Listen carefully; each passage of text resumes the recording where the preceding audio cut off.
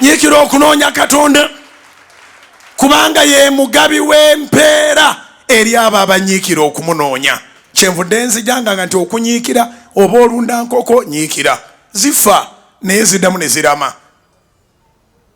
Oba oli mu bizinesi nyiikira sente zifa naye ziddamu ne zirama. Abagagga babakubulira loosi ze baakola osobola okutya so nga nakati bakyakola loosi. Loss is part of success. Atafiirwa atafuna. Abantu babalonda mu bubaka bwa palamenti nga baakamuli emirundi 3 ate nga buli rawundi gye bamulidde etutte ssente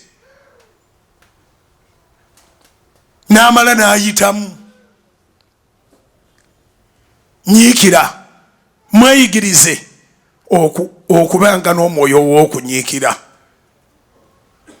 Era bw'obanga okola bizinesi olabanga amagoba gakendedde ne bizinesi ekka sooka onoonye wa wootakyanyiikirira.